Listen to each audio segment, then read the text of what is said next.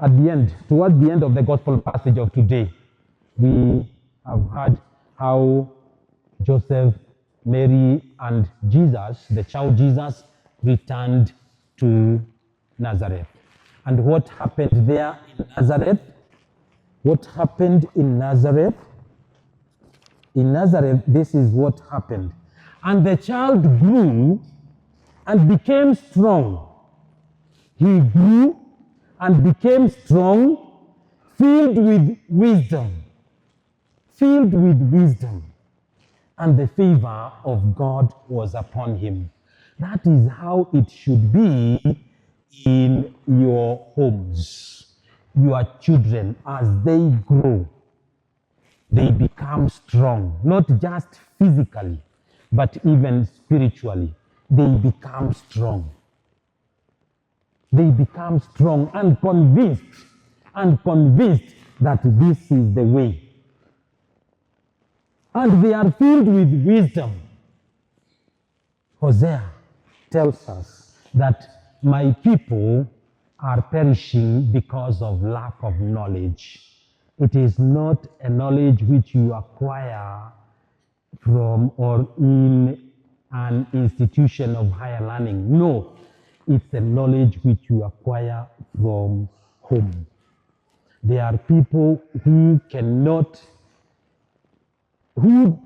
know how to weather the storms of the world because they did not get the right knowledge, the right wisdom from their home. And for that reason, they are brought down by every temptation or everything that gets on their way, which is challenging. They are not able. They are not able to say no to sin. They are not able to say no to Satan. St. James tells us, resist the devil and he will flee from you.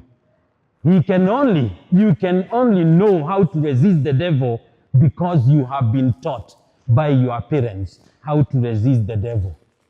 And then the devil will flee from you. That is what it means to be the light of the world. And you may end up even converting that person who poses this challenge to you in life. Wisdom. Wisdom is, people, there are many people. And we know, even in our country, we have so many learned fools. They have no wisdom. They are holders of doctorates. They are holders of master degrees. They are holders of bachelor's degree, but they are fools. People who will always be singing or saying what they know their master wants to hear. Anything to the contrary, they just keep quiet. They just come to tell us. The other day, they said at Naivasha, SHA is not working. All along, we have been saying that this thing is not. Instead of listening and telling the king the truth, that the king, your zip is open. They just say, it is okay, it's okay. Until this Mama Grace Muley went to confront the minister. Now they have come to realize, so it is serious. So it is that serious. You see, and many of these are Christians. They are people who are gathering somewhere today to worship God, but they don't want to be led by truth. You see, the problem which stagnates a Christian is fear. You know what fear does to you and me? Fear tells you that it is finished. It is impossible. That is fear. That is fear. Fear tells you it is impossible. I cannot make it. That is fear. But you see what faith does. Faith, because we are men and women of faith. Faith tells you that no matter what, God is in control. No matter what, God is in control. That is faith. How can we be light to others if we are economical with the truth? We tell people what we know they want to hear. To be a Christian is to be the salt and the light of the world. And in fact, one will be hated. Yesterday, I was happy to hear Senator Halwale, telling of those who are asking Justin Muturi to resign because of what he said. He told they are just being hypocritical. And you see the problem. Most of us are very hypocritical. Even when it comes to faith itself. We don't want to confront the beast. We want to be friendly to the beast so that we may be branded as good, so that your life will be okay. Your life can only be okay as far as God is in control of it, not any other person. When God is in control, then faith is strong, hope is full. We are in the year of Jubilee and the theme, hope. What is this hope? It is not just an imagined hope or what do you say when something, faith which is stagnant. It is a faith which is active. It is not passive. It is active. We know where we are going. We know the one who makes or gives meaning to my life. I know him, and I am not afraid of anything, as long as I stand for truth. And Jesus tells us, stand for truth, and truth will set you free. Truth will set you free. The first reading from Malachi. Malachi tells us, afraid of that day when the refiner will come. He will come with fire. Let us be wary of that day.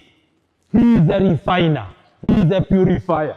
He will come to refine those who have not done anything to make their relationship with God and, of course, with others good. So, dear brothers and sisters, as we continue to celebrate our consecration through baptism, let us also remember the other consecrations. There are those, you are a consecrated couple in marriage. You are a consecrated woman in religious life. We have these sisters here, or priests consecrated to serve God in a special way. In a special way. You are duty bound. This is a divine duty that you bring your children to God. Take them to God. And in fact, Proverbs says, if you give them a good foundation based on God, even later in life, if they get influenced by the world and they deviate from the way of God, they will not go far. They will not go far because the Spirit of God is still in them. The story of the prodigal son, as we read in Luke 15, when the son left home, after whatever he did there, where did he return to? Where did he return to? Home. East, west, home best. East, west, home best. After squandering everything he received from his father, he returned to his father's home. He returned home. And when he was walking back home, definitely he was saying, I am going home. I am going back to where I belong. We belong to the church. We should always find delight in bringing your children to the church. And you young people, strive to remain in the church and with the Lord, and you will experience blessing. You may not be having much. You have papers, you have graduated from universities, and you are still struggling. You are never alone. God is with you.